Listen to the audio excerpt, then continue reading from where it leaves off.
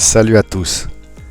Alors une petite vidéo en cette mi-août pour faire un point global de la situation car nous rentrons dans le dur de la saison avec une activité cyclonique qui statistiquement s'intensifie rapidement. Mais c'est surtout à cette époque de l'année que les ouragans les plus intenses font leur apparition. Sauf Beryl, bien évidemment, qui était hors norme et qui fait exception à la règle.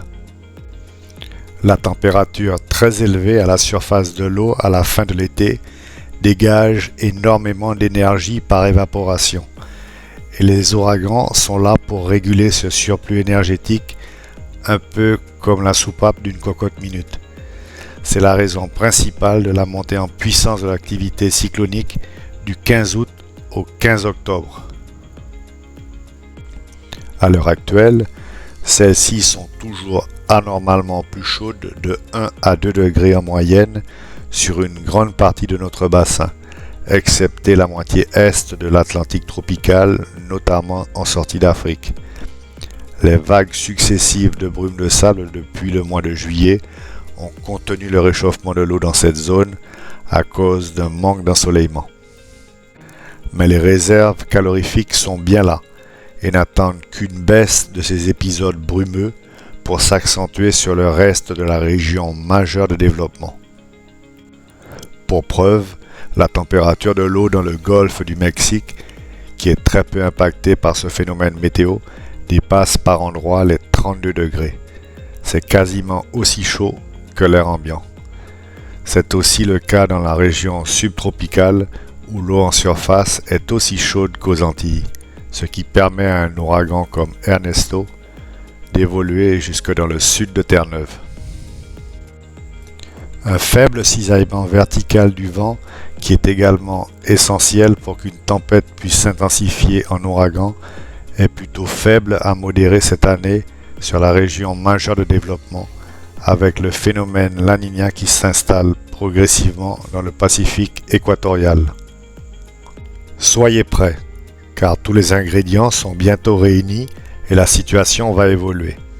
Après le passage lundi et mardi d'un nouvel épisode brumeux à forte densité, les projections à 10 jours de la NASA prévoient une très nette diminution des volumes de particules fines sur l'Atlantique tropical pour la fin de semaine prochaine, avec une recrudescence de l'activité cyclonique en sortie d'Afrique. Pour le moment, il n'y a aucune menace de prévue par le Centre national des ouragans sur notre région pour les 7 prochains jours.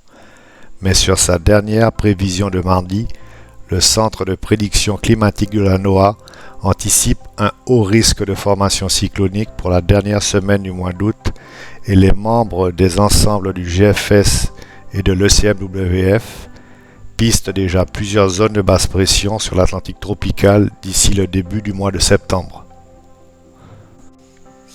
Dans tous les cas, beaucoup d'entre nous qui soit sont nés ici ou vivent aux Antilles depuis longtemps savent que le moment de boucler sa checklist précyclonique est arrivé. Mais c'est peut-être pas le cas pour ceux qui vivent dans la région sans avoir connu un phénomène intense et traumatisant comme Irma. Alors profitez-en, c'est encore le moment de faire vos dernières vérifications avant le début des hostilités, en particulier pour les familles avec des enfants en bas âge. J'ai sous-titré cette vidéo en anglais pour nos voisins anglophones de SXM et qui sait peut-être des îles avoisinantes. Vous trouverez en pièce jointe le post complet plus la checklist. Soyez attentifs et restez informés. Je vous souhaite à tous un bon week-end. Ciao.